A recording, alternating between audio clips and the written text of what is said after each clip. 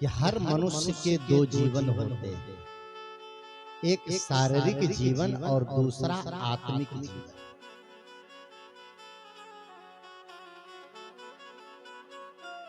आप और हम सभी लोग दो जीवन जीते हैं। क्यों दो जीवन जीते हैं? क्योंकि इस जीवन में शरीर भी है और आत्मा भी। ध्यान दीजिए, आप केवल शरीर नहीं है, आप केवल पत्नी नहीं है, आप केवल पति नहीं है, आप केवल दादी और दादा नहीं है, आप केवल समधी और समधिन नहीं है, आप केवल सास और ससुर नहीं है, आप केवल ये जो शरीर दिख रहा है, काला गोरा ऊंचा नीचा नाटा लंबा, आप वो नहीं है, वह तो आपका बाहर का आकार है। आप आत्मा है, आप ब्रह्म हैं, आप जीव हैं, आप रूह हैं, आप सोल हैं, और सरल भाषा में कहें तो आप अंदर से परमात्मा के स्वरूप।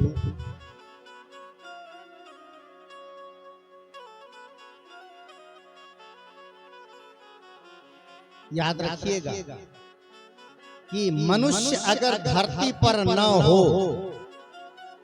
केवल मानव धरती पर न हो, केवल मनुष्य जमीन पर न रह जाए, तो भगवान की आरती मंदिर में कौन उतारेगा? कोई गाय उतारेगी? कोई पशु उतारेगा? मंदिर में जितने भगवान की कल्पना हमने की है, उस मंदिर की आरती पूजा आराधना इंसान के अलावा कोई करेगा? सोचिए इस बात को थोड़ा सा।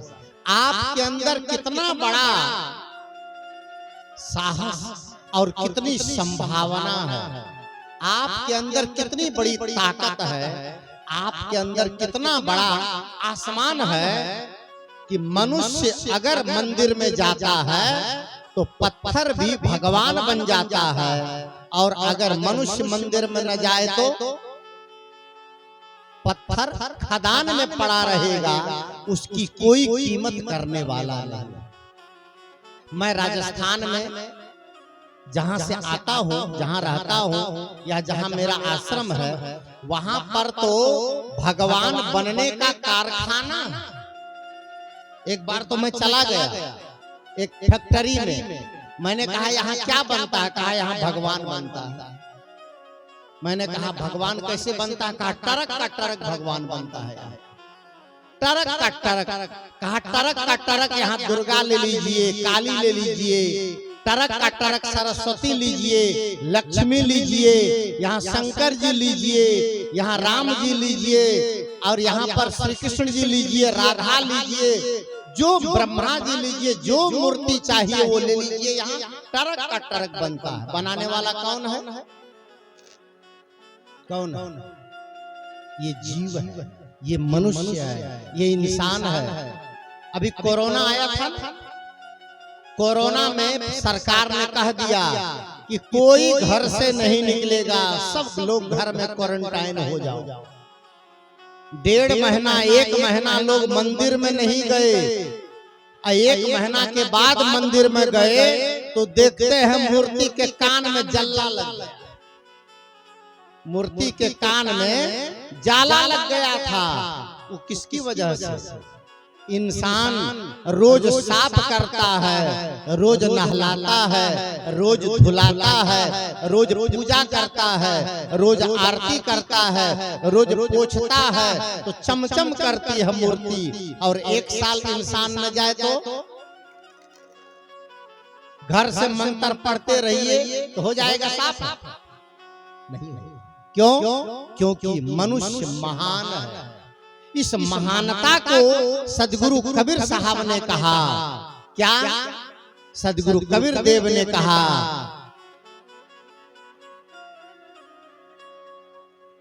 कि मोको कहां ढूंढे रे बंदे मैं तो तेरे पास। मोको कहां ढूंढे रे बंदे मैं तो तेरे पास में, अर्थात आप जिस परम तत्व को बाहर ढूंढते हैं वह बाहर है। बाहर प्रतिमा, ध्यान दीजिएगा, बाहर प्रतिमा है, परमात्मा बाहर है नहीं, परमात्मा आपके भीतर है। इसी को गोस्वामी तुलसीदास जी महाराज ने बड़े सरल शब्दों में कहा, घट में है सूझे नहीं। गोस्वामी तुलसीदास, घट में है सूझे नहीं, और लानत ऐसे जिंद तुलसी यह संसार को भया मोतिया बिंद। ये भी उन्होंने कहा है गोस्वामी तुलसीदास जी ने कि कहत सकल घट राम है, सब घट में राम है। सिया राम मैं सब जग जानी, सब लोग गाते हैं सिया राम मैं सब जग जानी। केवल गाइए नहीं, इस बात को महसूस कीजिए। और बड़ा व्यवहारिक है, अगर सब घट में परमात्मा है तो किसी को धोखा देंगे आप, किसी के साथ कपट करेंगे आप, किसी के साथ बेईमानी करेंगे आप, किसी के साथ मिलावटबाजी करेंगे, किसी का हक मारेंगे, किसी को थप्पड़ मारेंगे, किसी के लिए आपके मन में घृणा और वैर होगा। ये कितनी सरल और सुंदर बात है। हर घट में परमात्मा है। अभी जो मैंने भजन गाया, हीरे में, मोती में, काशी में, काबा में, चंदा में, सूरज में, जमुना में, गंगा में, आप कहीं हो आइए, पर अनुभव आप सबको होगा हृदय के भीतर अंदर। उसी को सदगुरु कबीर साहब ने कहा एक भजन में, सुनिए जरा क्या कहा।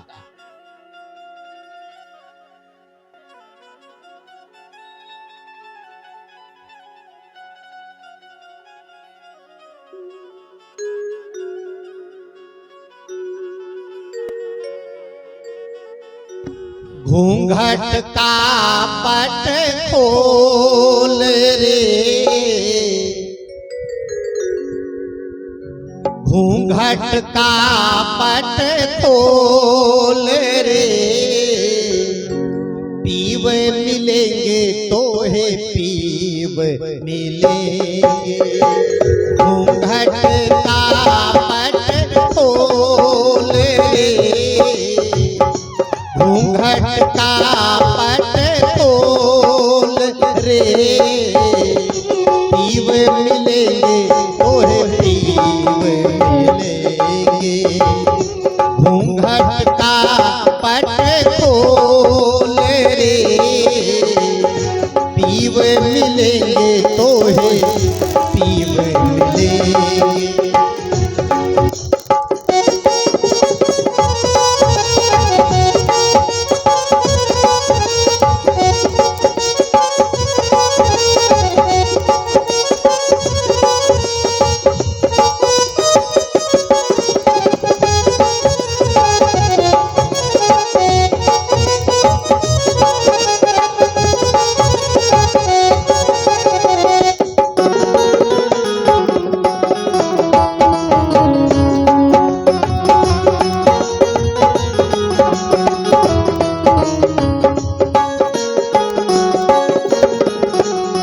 घट में वह साईं बसत है,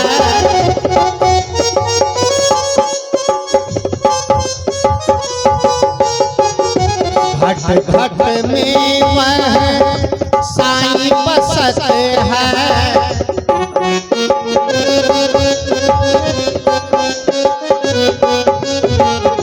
कटुक बचन मत बोल रे, कटुक बचन मत बोल रे, पीव मिलेंगे तो है पीव मिलेंगे। घूंघट का पट खोल रे, पीव मिलेंगे तो है पीव मिलेंगे।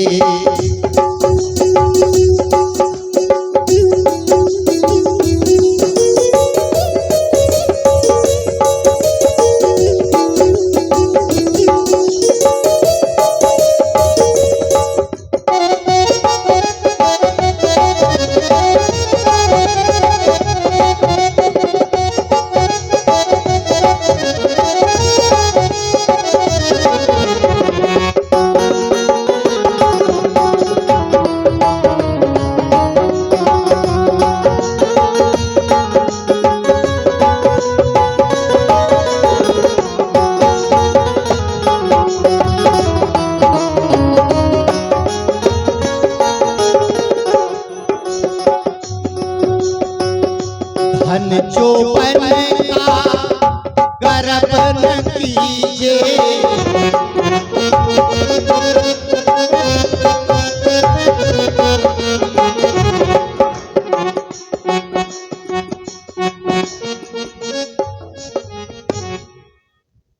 ये जो बात मैंने शुरू की, आत्मिक जीवन और शारीरिक जीवन, कल ही चर्चा मैंने शुरू किया था।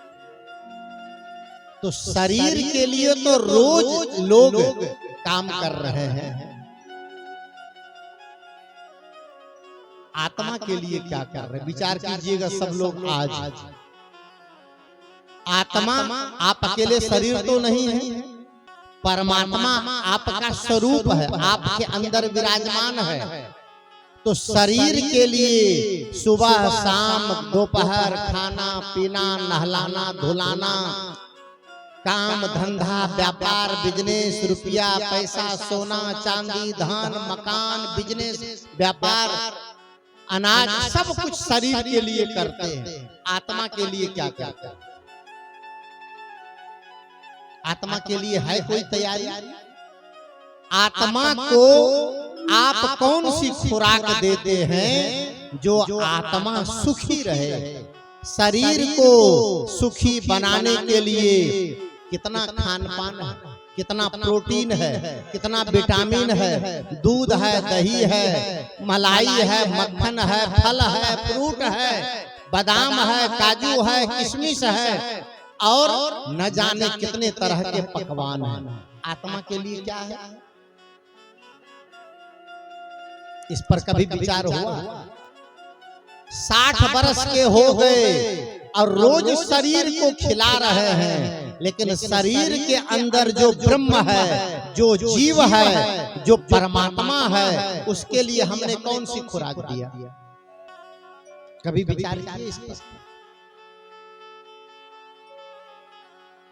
उसके लिए समय नहीं है, उसके लिए वक्त नहीं है, उसके लिए सत्संग नहीं है, उसके लिए ज्ञान का चर्चा और चिंतन नहीं है। आदमी भागता है भागता है भागता है। हर आदमी कहता है बाबा फुर्सत नहीं। लोगों से कहो थोड़ा सा सत्संग के लिए समय निकालिए, भजन के लिए समय निकालिए। बाबा फुर्सत कब मिलेगी? फुर्सत जब राम नाम सत्य हो जाएगा तब मिलेगी फुर्सत। कब समय मिलेगा, कब मौका मिलेगा? संत ने कहा शरीर के लिए भोजन और आत्मा के लिए भजन।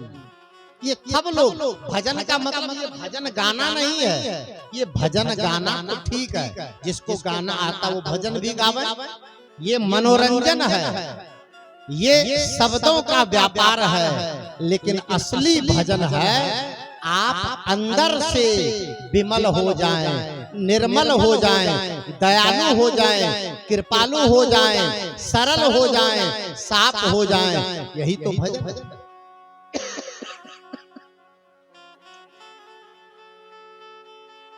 संत ने कहा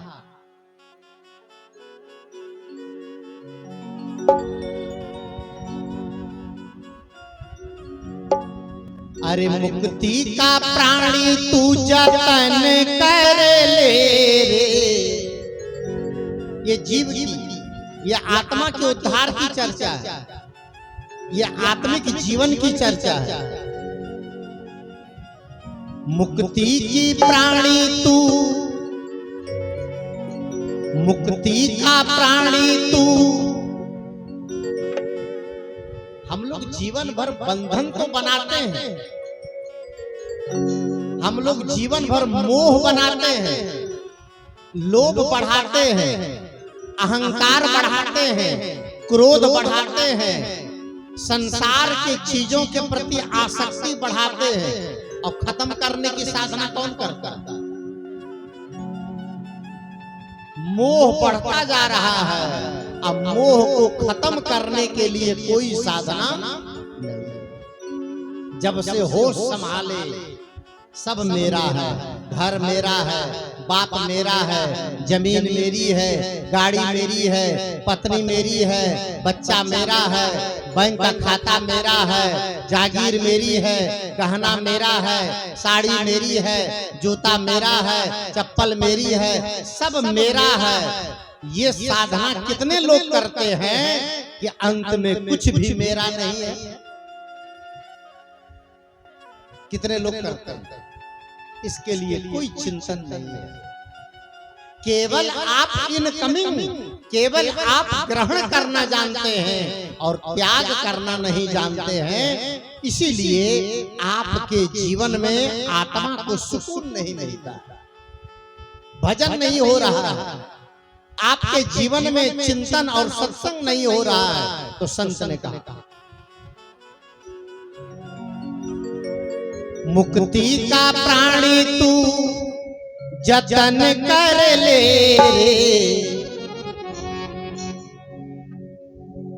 अरे सत्संग का प्राणी तू जतन कर ले रे। रोज थोड़ा थोड़ा, रोज थोड़ा थोड़ा, रोज थोड़ा थोड़ा गुरु का भजन कर ले। रोज थोड़ा थोड़ा हर का भजन कर ले। मुक्ति का प्राणी तू जतन कर ले, भक्ति का प्राणी तू जतन कर ले। रोज थोड़ा थोड़ा, रोज थोड़ा थोड़ा, रोज थोड़ा थोड़ा गुरु का भजन कर।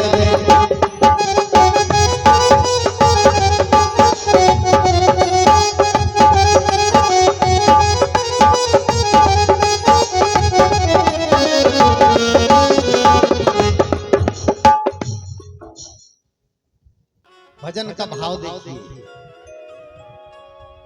अगर मैं आपसे पूछूं, भजन जो मैं गा रहा हूं रोज थोड़ा थोड़ा, बोलिए जोर से, सब लोग याद करिए। भजन बहुत सरल है। रोज थोड़ा थोड़ा गुरु का भजन कर, तो सब लोग प्रेम से गाएंगे। अब मैं कह दूं कि रोज थोड़ा थोड़ा भोजन करिए, तो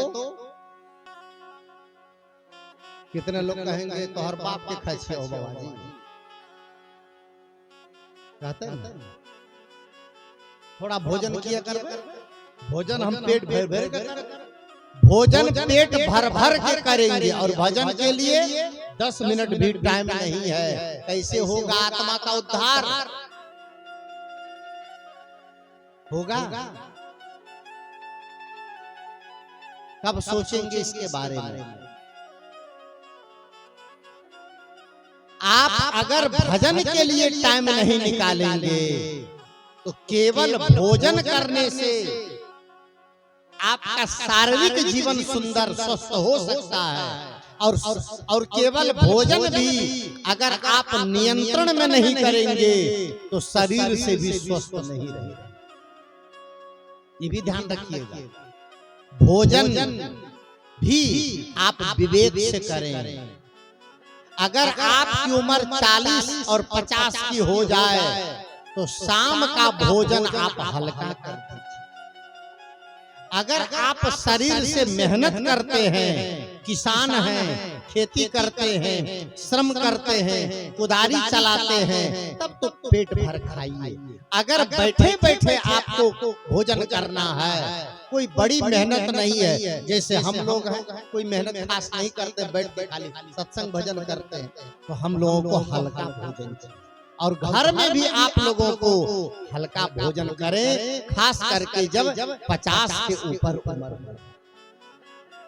इतना भोजन न करें कि भोजन कर लें और सीधे घोलट्टा मारने लगे। भोजन करके थोड़ा सा घूमे फिरे, टहले और उसके बाद आप आराम। कितने लोग तो यहाँ तक दबा लेते, खा लेते, अब खा लेते हैं तो 1 मिनट भी बैठ नहीं सकते। एक आदमी आया मेरे आश्रम में राजस्थान में, तो हॉल में उसको भोजन की आसनी लगा के भोजन कराए। अब भोजन करके और वही थाली में हाथ धो करके वही सीधा हो गया, जमीन पर ही सो गया। मैंने कहा बिस्तर लगा है ऊपर के मंजिल में, वहां जाइए। कहा बाबा भोजन करने के बाद हम हिलते नहीं है, इतना भोजन क्यों कर लेते हो भाई, थोड़ा भोजन कम करो। एक साधु आया मेरे आश्रम में, मैंने पूछा क्या खाएंगे, कहा रोटी सब्जी खाऊंगा।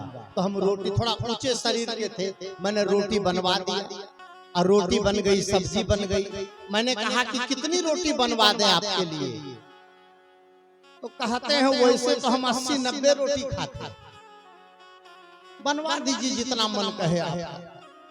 हम कहे पेट में भरते हैं कि बोरा रखे हैं बगल में, ये 90 रोटी खाते हैं, ये आदमी खाता है 90 रोटी। अब कोई बात नहीं, 90 भी आप खा लें, लेकिन खाने के बाद में स्थिति क्या होगी। और सही में मैं उसको 35-36 रोटी खिलाया, खा लिया। हम कहे और बनवा दें, कहे नहीं अब नाश्ता हो गया, अब भोजन करेंगे। ये सही बात बता रहा हूं आपको। तो शरीर में बहुत लोग बिना मात्रा का भोजन डालते हैं, वो सुखी नहीं रहे।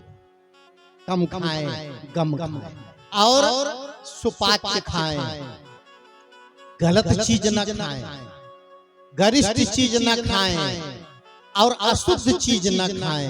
भजन अगर करना है तो पहले भोजन को सुधारना पड़ेगा। ध्यान दीजिए सब लोग, जिसका भोजन नहीं सुधरेगा उसका भजन हो ही नहीं सकता है।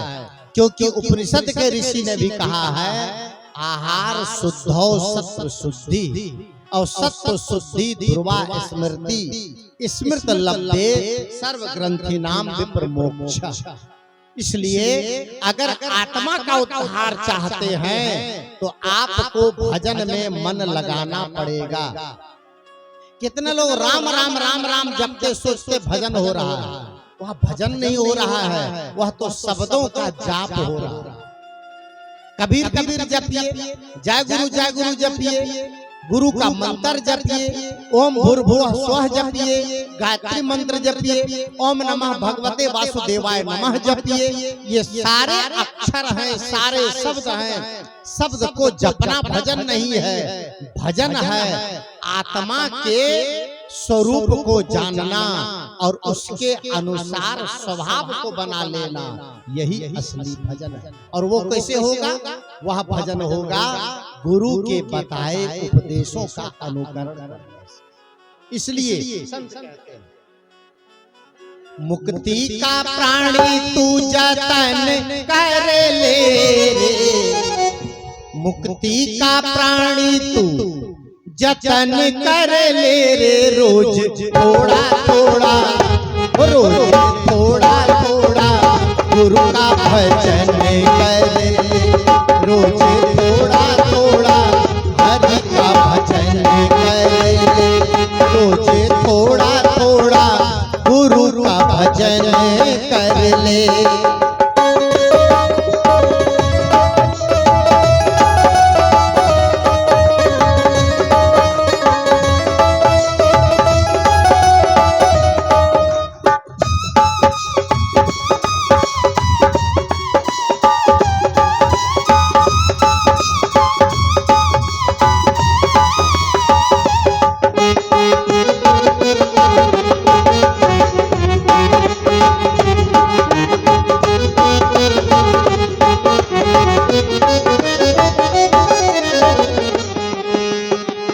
गुरु को भजेगा तो गुरु का हो जाएगा,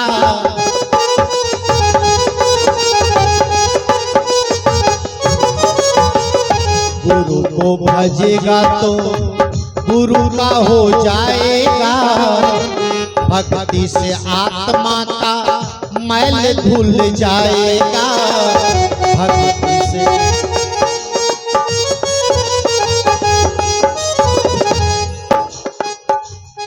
आत्मा के मैल को धोने के लिए क्या साधन है? अगर कपड़ा गंदा हो जाए तो साबुन है, घर गंदा हो जाए तो झाड़ू है, पोछा है, चेहरा गंदा हो जाए तो क्रीम और पाउडर है, और आपके दीवार गंदा हो जाए तो कलर और पेंट है। आपकी गाड़ी गंदी हो जाए तो वॉशिंग सेंटर है, और आपका मन गंदा हो जाए तो क्या है? साधन साफ करने का। कभी विचार किए मन गंदा होता है कि नहीं? अंतःकरण गंदा होता है कि नहीं? आपकी चित्त वृत्ति गंदी होती है कि नहीं? आपका मानस जगह गंदा होता है कि नहीं? उसके लिए आपने कभी उपाय किया? आपके चेहरे में दाग लगता है तो दाग छोड़ाने की बड़ी चिंता है। आपके कपड़े में दाग लगता है तो दाग छोड़ाने की बड़ी चिंता है। और आपके अंतःकरण में रोज दाग लग रहा है, उस दाग को धोने की चिंता है। कितने आदमी हैं? कभी तो सोचिए, कभी तो विचारिए। आपके अंदर का दाग है, अंदर में कालिमा है, अंदर में आपकी गंदगी है, तभी तो मुंह से गाली निकलती है, तभी तो हमारे अंदर से कुछ शब्द निकलता है, तभी तो हमारे अंदर से दुश्मनी निकलती है, तभी तो हमारे अंदर से डाह निकलती है, तभी तो हमारे अंदर से दूसरों के लिए जलन की भावना निकलती है। अंदर गंदगी नहीं है तो कहां से निकल रही है? हमारे ऋषि ने कहा सर्वे भवन्तु सुखिनः। कैसा सुंदर बात था, सब लोग सुखी हो और सर्वे संतु निरामया, और सभी लोग निरोग हो। लेकिन हम चाहते हैं कि हमारा परिवार सुखी रहे और पड़ोसी, ये भाव अगर आपके मन में है हम सुखी रहे और हमारा भाई दुखी रहे, इसका मतलब आपका अंतःकरण गंदा। हम सुखी रहे और हमारा पड़ोसी दुखी रहे, इसका मतलब आपके मन की गंदगी सामने आ रही है। यही है आपके अंदर का पाप। इसको जवानी रोज रहने वाली नहीं है, ये चमक दमक रहने वाला नहीं है, ये घर की मालिकियत खत्म हो जाने वाली है। आज आपकी जीत है, कल आपकी हार होने वाली है। आज आप घर के मालिक हैं, लेकिन एक दिन घर के एक किनारे में पड़े रहेंगे आप, घर का मालिक कोई और हो जाएगा। उस दिन की याद कीजिए। सत्संग इसीलिए तो है, सत्संग इसीलिए है कि आपकी जिंदगी को सुंदर बनाए। सिनेमा से जिंदगी सुंदर नहीं बनेगी। ये मांस मछली मीट मदिरा शराब और कबाब से जिंदगी सुंदर किसी की नहीं बनी है। अगर जिंदगी सुंदर बनी है तो झगड़ा और झंझट करके नहीं बनी है, केस मुकदमा करके नहीं बनी है। जिंदगी सुंदर बनी है ना। अभी अंबानी परिवार में शादी हुई थी, आप लोग जानते हैं, अनंत अंबानी उसके छोटे बेटे, अब 5,000 करोड़ रुपया शादी में खर्च किए हैं। लेकिन वो मुकेश अंबानी, वो नीता अंबानी, जब उनके घर में संत पधारे हैं, वीडियो है देखिएगा यूट्यूब पर, उसके घर में संत पधारे हैं तो संतों के चरण धो करके पिए। क्या कमी है मुकेश अंबानी के पास? है कोई कमी? मुकेश अंबानी के पास इतनी दौलत है कि पूरा बिहार खरीद सकता है, इतना पैसा है उसके पास, पूरा बिहार इतना है उसके पास।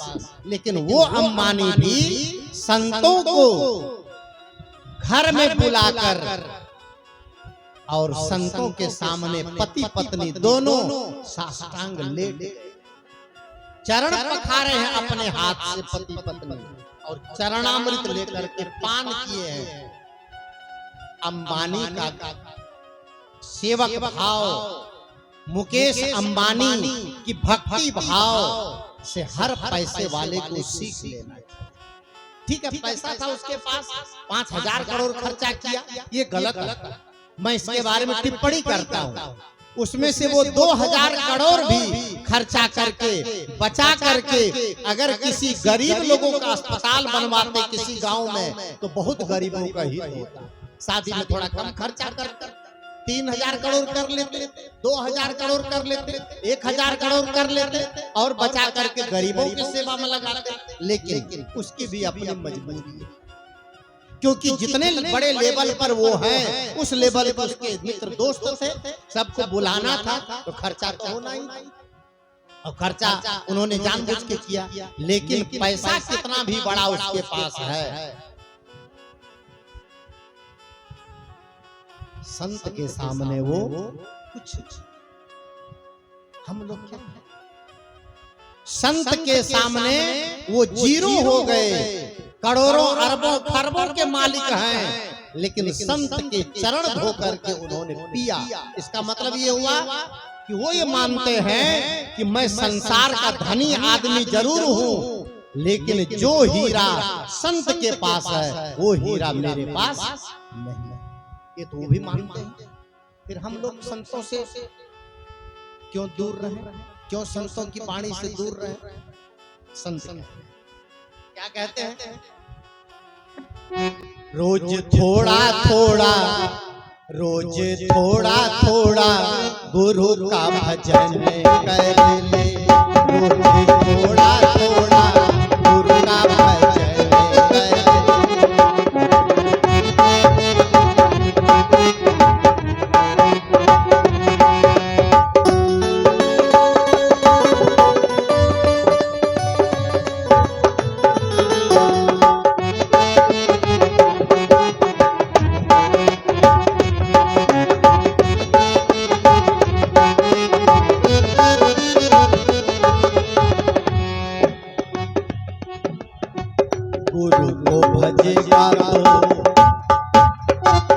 गुरु को भजेगा तो गुरु का हो जाएगा।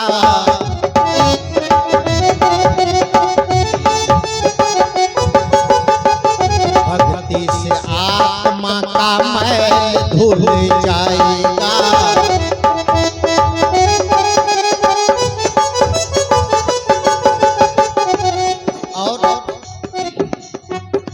आत्मा के साथ साथ मन कर ले। आत्मा के साथ साथ मन कर ले। रोज थोड़ा थोड़ा, रोज थोड़ा थोड़ा गुरु का भजन कर ले। रोज थोड़ा थोड़ा प्रभु का भजन कर ले।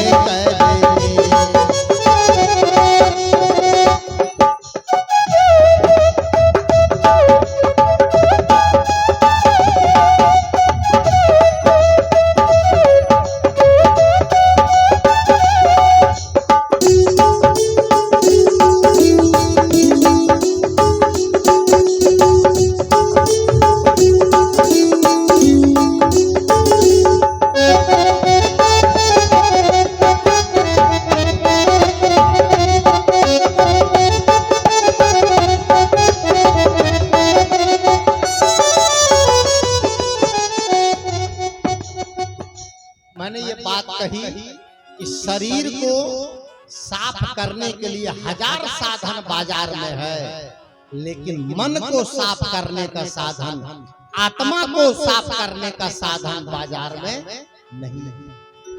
उसका साधन क्या है? उसका साधन है सत्संग, उसका साधन है ज्ञान। इसीलिए सदगुरु संत ने कहा कि करिए नित सत्संग को और बाधा सकल मिटाए। सारी बाधाओं को मिटा करके आप रोज थोड़ी देर सत्संग। हमारे पूज्य संत मेही साहब की वाणी है कि संत मता बिनु गति नहीं, सुनो सकल दे कान, और जो चाहो उद्धार को तो बनो संत संतान। ये मेही साहब, हमारे मेही बाबा की वाणी। संत के वचन के बगैर किसी का उद्धार हुआ नहीं है। बड़े से बड़े पापी भी अगर तरना चाहता है तो एक ही माध्यम है, वो संत की शरण, संत का सत्संग। रोज सत्संग चाहिए। घर में झाड़ू कितने दिन में लगाते? बोलिए जरा जोर से। घर में झाड़ू कितना दिन में लगाते? एक महीना में। झाड़ू घर में क्या दिन में? बोलियो ना, बोलने से क्या दिन में लगवाई?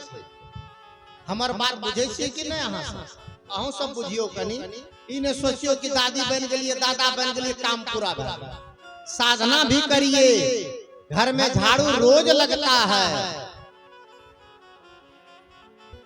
अब मुंह में दतवन क्या दिन में बोलियो ना जोर क्या दिन में रोज रोज ना रोज अब बिस्तर पर सोना रोज अब भात दाल क्या दिन में भात दाल दिन में क्या बे अब भजन क्या बे कितने बेईमान 3 बेर भोजन अब भजन एक बार भी नहीं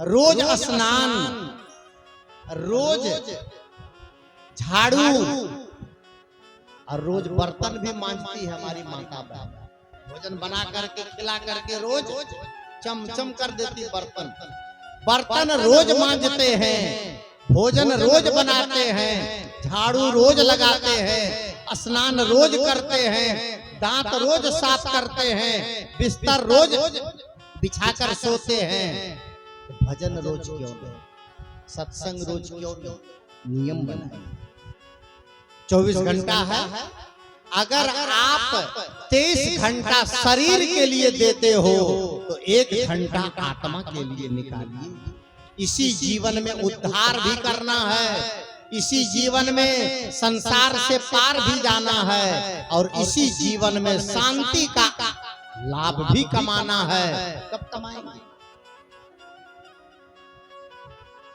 केवल दुनिया का लाभ कमाते कमाते आप खाली हो जाएंगे अंत में ये साधना और शांति का लाभ ही आपके साथ में चलेगा और कुछ नहीं चलेगा कुछ है नहीं चलने वाली चीज इसलिए इसकी कमाई भी करें और रोज सत्संग रोज घर में एक नियम बना लीजिए कि जब तक घर में आधा घंटा सत्संग नहीं करेंगे तब तक भोजन नहीं करेंगे जब तक सत्संग नहीं करेंगे तब तक शयन नहीं करेंगे तब तक सोएंगे नहीं थोड़ा नियम बना लीजिए मैं राजस्थान में था राजस्थान में सत्संग के लिए बड़ी लोगों में लगन एक घर में शादी थी शादी ध्यान से सुनिएगा घर में शादी थी और बेटे की शादी थी तो बेटे की माँ मेरे पास आई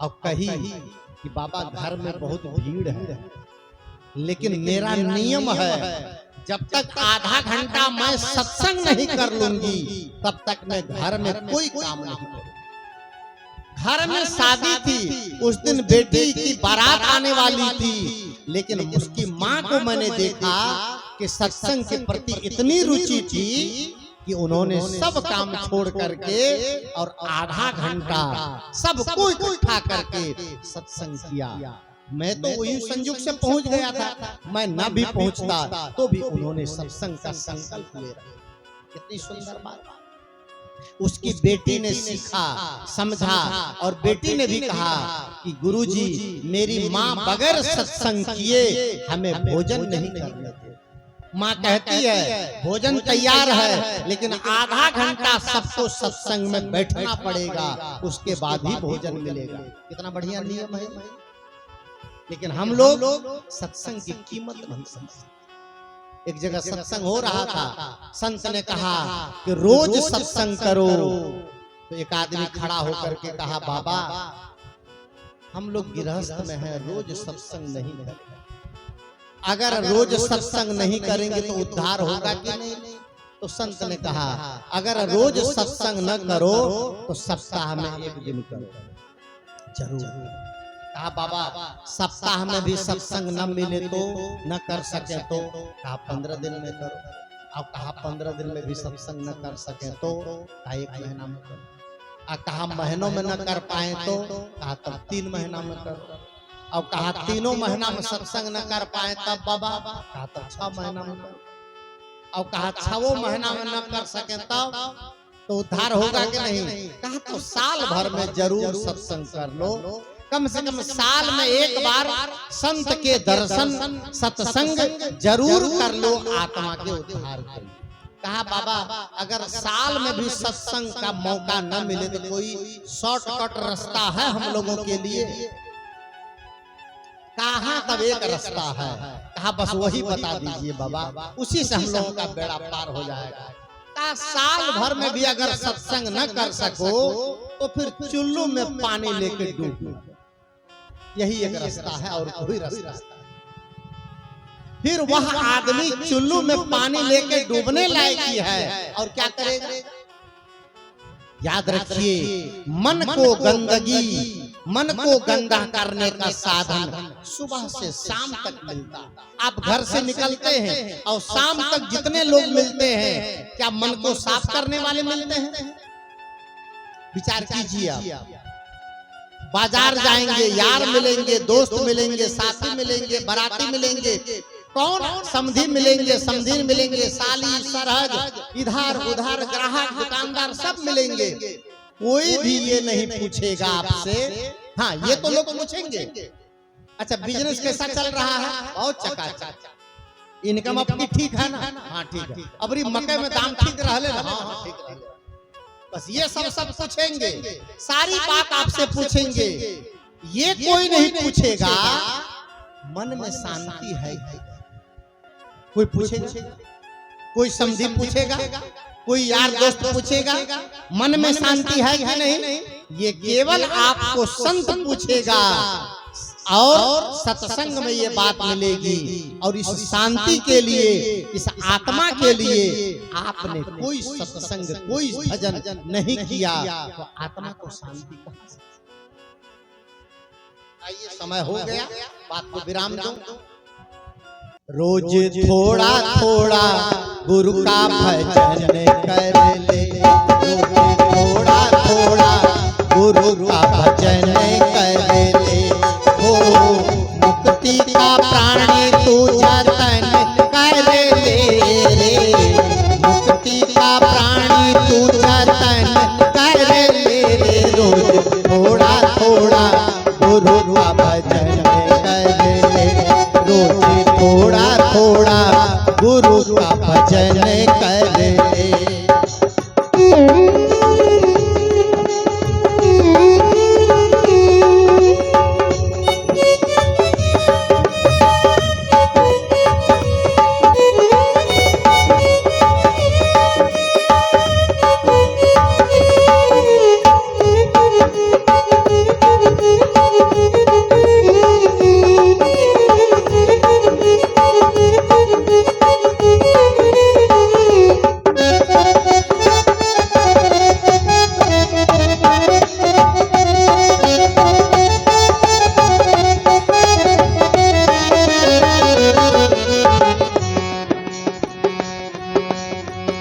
संगत कर अच्छे लोगों की दवा मिल जाएगी सभी लोगों की,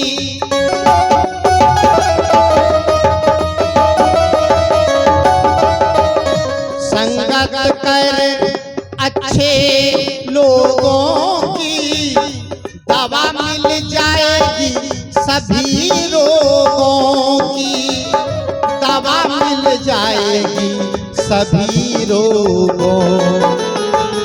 क्रोध को काया में,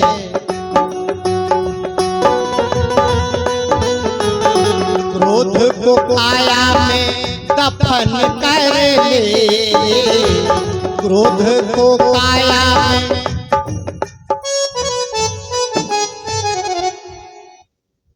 गुस्सा नाके पर, अब कहते हैं मरेंगे तो भगवान के बगल वाला कमरा मिलेगा। थोड़ी थोड़ी बात में हम लोग कितना आक्रोशित हो जाते हैं। अपने मनोविकारों को समझिए, अपने अंदर की मैल को समझिए। और संत कहते हैं क्रोध को काया में दफन कर ले, क्रोध को काया में दफन कर ले, रोज थोड़ा थोड़ा गुरु का भजन रोता